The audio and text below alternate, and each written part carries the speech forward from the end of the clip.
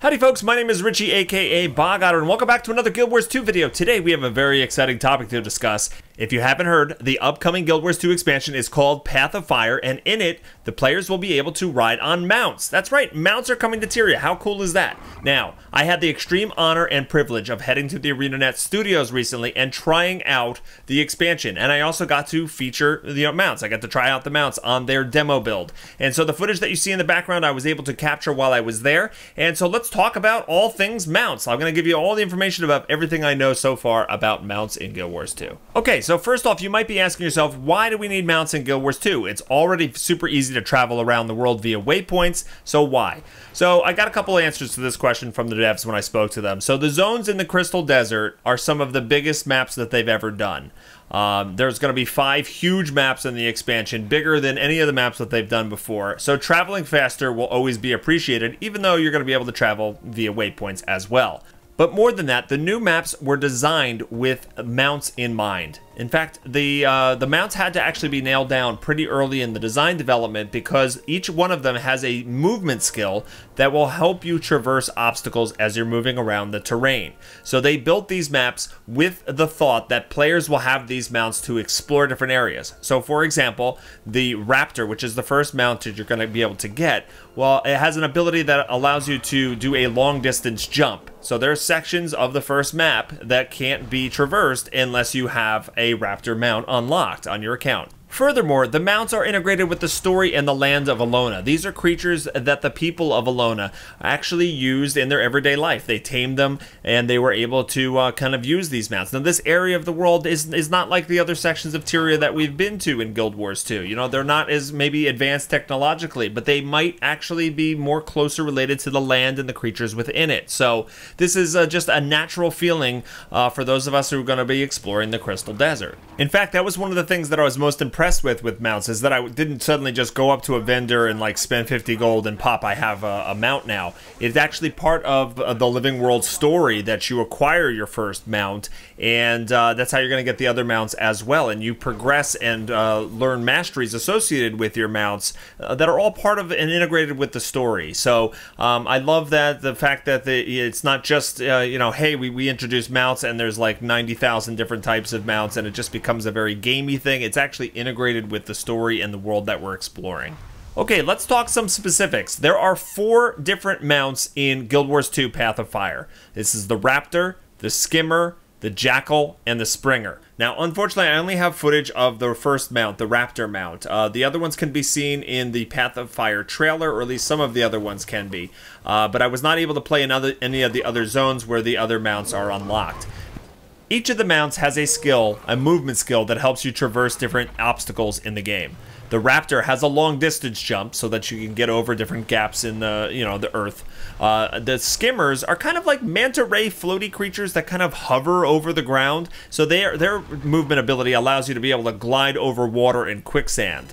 The Jackal has an air dash teleport that has 3 charges on it and can be used right before you hit the ground if you're falling to prevent fall damage. They also give you the ability to use sand portals to get to new areas. I assume it's kind of like Nuak Wallows, but I wasn't able to try that out. And the Springer is kind of like a giant Norn-like bunny thing. And finally, the Springer, which kind of looks like a giant overgrown bunny. Well, picture if Norns had bunnies. This is what that would be. So a giant bunny thing allows you to do high jumps. So rather than doing like the long distance jumps of the Raptor, the Springer allows you to reach places that require more verticality. As I mentioned earlier, you acquire the first mount, the Raptor, when you start doing the story in the first zone called the Crystal Oasis. You use the Raptor's long jump ability to rescue villagers and put out fires in this story instance. The remaining 3 mounts will be introduced one at a time, 1 per map, as you progress through the expansion. The Raptor also has a combat move called the Tailspin, which deals AoE damage and also dismounts you. I believe the devs call these engage skills. You can't really do mounted combat per se, but you can run into like a pack of mobs, use your engage skill, which will not only do some damage, but it'll also dismount you so that you can get right into the fight. And once you unlock the mount permanently, you can summon it at any time you're out of combat by pressing a key. I think it's X by default. So a very interesting tidbit of information is that all of the masteries in Path of Fire are centered around mounts. You're going to unlock 4 mastery tiers per mount for a total of 16 masteries total. And I spoke to Josh Diaz, who is the game designer for Systems and Rewards, and Roy Croniker, who is the game designer and team lead for mounts and creatures while I was at ArenaNet, and I kind of just wanted to understand why they went this route. One of the reasons that they gave me was that there was a lot of masteries in Heart of Thorns, and not all of them were impactful.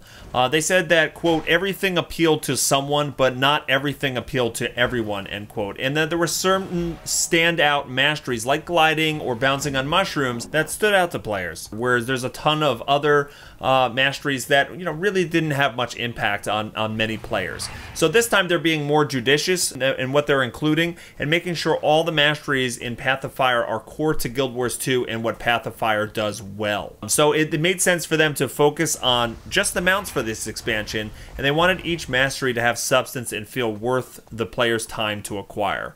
So let's take a deep dive into the Raptor's masteries. I was able to look at all 4 of the masteries that are coming with the Raptor in there. This is the only one I had access to. The first mastery for the Raptor is called Ravenous Strike, and this simply increases the tailspin damage that you use to open combat with. Again, this is called an engage ability. It does a spin move, and it does an AoE attack to enemies around it. Well, if you have this mastery point unlocked, then it increases the damage that does. Pretty straightforward. The second mastery for the Raptor is called Roundup. And when you're using Tailspin and you have Roundup, it actually pulls enemies towards you so you can actually affect more of them more easily. It's kind of like a gravity well almost, where you'll suck the enemies towards you and then do the Tailspin.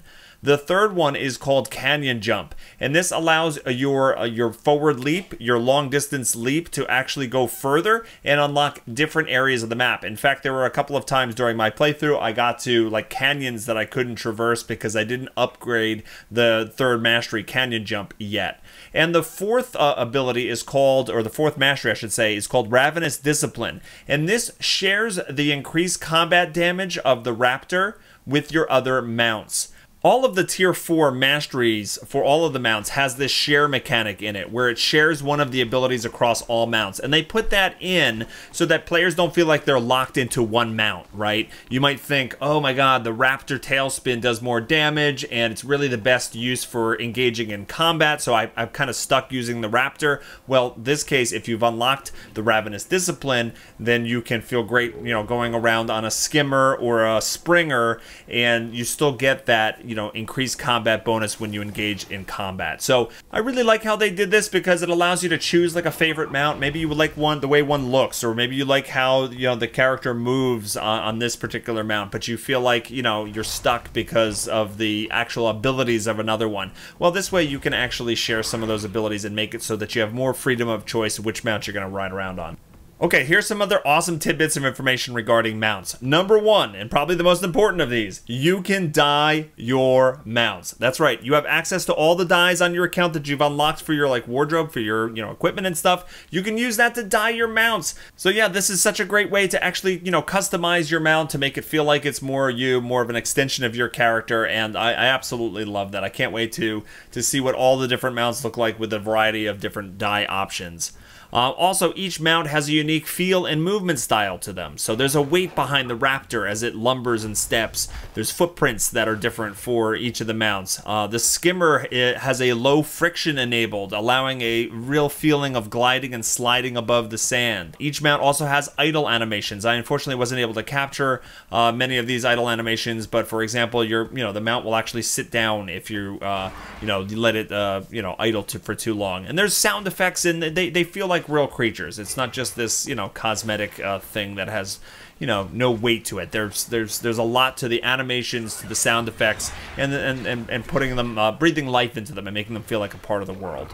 One little story I got, an anecdotal story about mounts that I got while I was there with the devs, is one of the mounts that they prototyped was a spider mount that actually was too creepy to keep in. Once they actually had the animations down and they were running around the game, some people absolutely loved it and thought, oh my god, we got to keep this in. And then there was people that were actually afraid of spiders. They was like, hell no, no way can we allow players, make it so that players have to use these mounts in the game, because it'll freak some people out.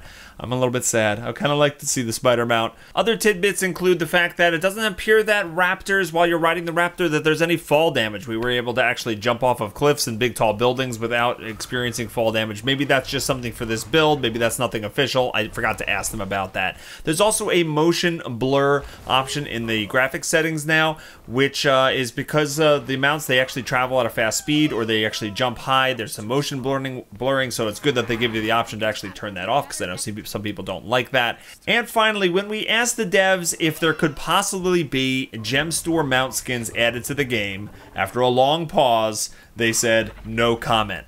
Which totally means we're going to get gem store mounts. No, seriously, we don't know that for sure, but it would make sense. They had gem store gliders that came out of Heart of Thorns, so you unlock the mastery, you can glide around on your default glider, or one of the ones that came as like a pre-order bonus, but the other ones, the cosmetic changes to your glider, have largely been gem store upgrades. I could totally see that being a thing as well, and I totally welcome that. I would love there to be more diverse types of mounts, you know, so maybe your long distance jumping raptor, you know, looks completely different than everybody else's. I think the dyeing of the mounts helps you distinguish them and helps you kind of customize it a bit, but it would be great to see what the artists come up with and put in the gem store. So I'm hoping that that's something that does come true, and it would be really cool to see. And as an extension of that, it would be amazing if they would add different types of mount skins to the game as a reward for doing different types of content. Maybe there's a mount skin that you can get via raiding or doing world versus world, etc. I think players would love to have mount skins that they can earn in this way as well.